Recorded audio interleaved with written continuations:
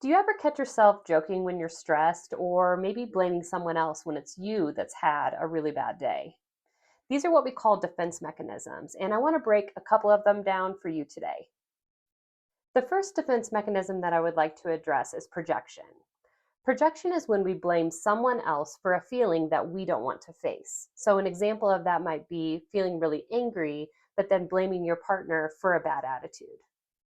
The next defense mechanism I'd like to talk about is displacement, which is really similar to projection. Displacement is when we redirect our feelings to a safer target. So, an example of this might be I had a really bad day at work, my boss yelled at me, and I'm really mad at my boss for how he reacted to me. So, I go home at the end of the day and I yell at my partner because I'm so frustrated and mad about what happened at work. I didn't yell at my boss, but instead I came home and yelled at my partner. This is what we call displacement.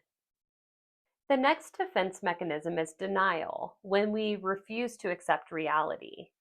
An example of this is pretending like a problem doesn't exist when we have all the evidence to suggest that it does. The last defense mechanism I'll talk about today is humor.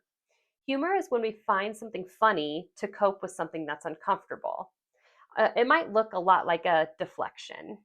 Have you ever seen somebody in a seemingly serious or really sad situation? Maybe when you thought that they should have been grieving or things should have been just hitting them harder, and you notice them maybe laughing it off or pretending like it's not a big deal or telling jokes to kind of lighten the mood. This would be an example of using humor as a defense mechanism. Defense mechanisms are your brain's ways of protecting you. However, they do get in the way of your growth. So, anytime we talk about defense mechanisms, it's always a good time to self reflect. What defense mechanisms do you tend to lean into most? And how can you challenge that more in yourself? So, thanks for joining me today for a brief overview on defense mechanisms. I'll see you next time on Therapist Things with Dr. King.